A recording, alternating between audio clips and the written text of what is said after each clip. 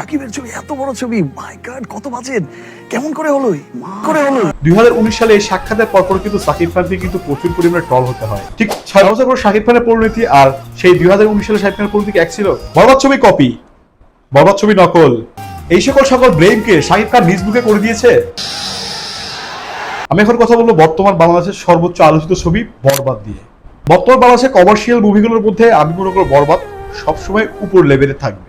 আমরা নিজেরাই বলতাম যে সাকিব খানের মুভি রিকশাওয়ালারা দেখে, সবার টাকাটা ব্যাক করে দেওয়া উচিত। আজকে সাকিব খান আমাদের বরবাদ করে দিচ্ছে না দেখার জন্য। অনেকদিন পরে ছবি দেখতে আসছি, ছেলে বউ নিয়ে সবাইকে নিয়ে অনেক ভালো লেগেছে। আমরা সাকিব খানের মুভির জন্য আরো ওয়েটিং এ থাকবো ইনশাআল্লাহ।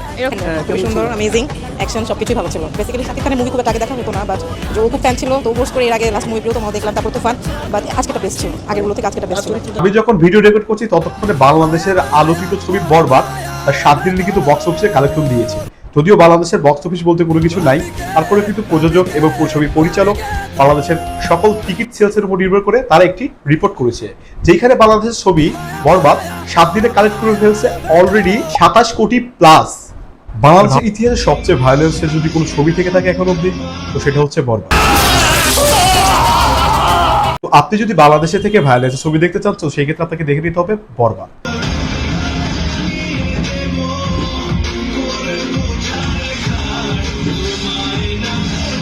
তো যারা এখনো অব্দি বরবাদ ছবি দেখেননি, তারা বাংলাদেশের ইন্ডাস্ট্রিতে এখনো ভালো সিনেমা তৈরি হয়, ভালো সিনেমা নির্মিত হয়, এটা আপনি বুঝতে পারবেন।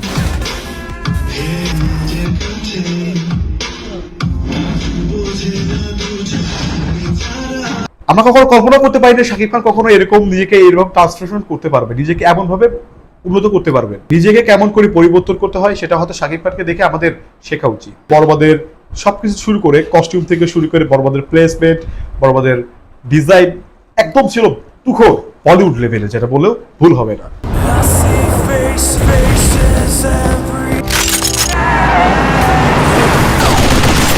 বরবাদ সিনেমাকে কিন্তু যেভাবে তৈরি করা হয়েছে, এত বড় লার্জ স্কেলে এর আগে কখনো বাংলাদেশের সিনেমা কখনো হয়নি। বরবাদ অলরেডি বাংলাদেশের নতুন একটি ইতিহাস তৈরি করে ফেলছে।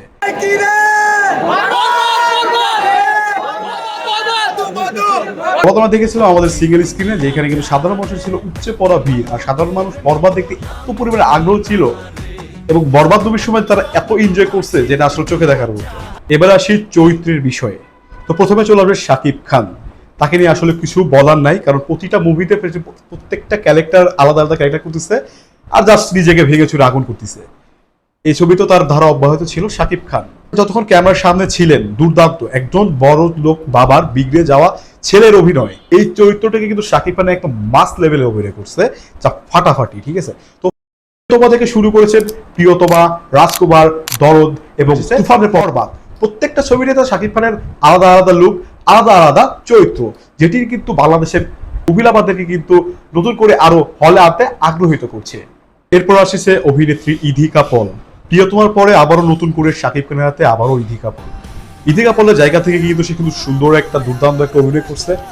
ঠিক নেগেটিভ কিন্তু একটা ছোঁয়া আছে। সাধারণত বাংলাদেশি ইন্ডাস্ট্রিজের নায়িকাদের কিন্তু কোনো নেগেটিভ রোল থাকে না, সে নিয়ম ভেঙে কিন্তু ইধিকা পল এবার ফিরছে কিছুটা নেগেটিভ রোলে। যিশু সেনগুপ্ত কিন্তু বর্তমানে তার নিজের ক্যারিয়ারকে কিন্তু ব্যাপক একটা পর্যায়ে নিয়ে গেছে, সেই আগের যিশু সেনগুপ্ত কিন্তু আর নেই। যিশু সেনগুপ্তকে নিয়ে কিন্তু তুফানের কিন্তু বিশাল একটা রিউমার ছড়িয়েছিল যে তুফানে থাকবেন, তবে মেহেদী হাসান নিজে কিন্তু বাংলাদেশের দর্শকদের পালসটা ঠিক বুঝতে পারছেন, যার ফলে কিন্তু সে কিন্তু মিসটা করেনি।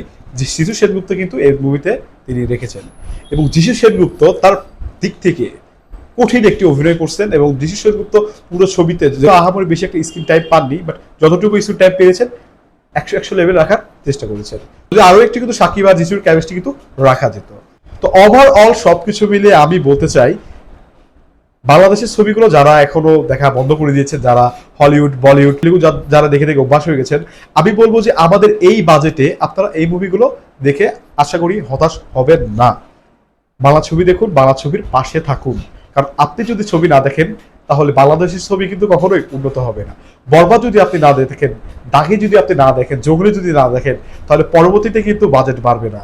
ঠিক নিজের দেশের চলচ্চিত্রকে কিন্তু এগিয়ে নিতে গেলে কিন্তু আপনার এটা দায়িত্ব হিসেবে পড়ে।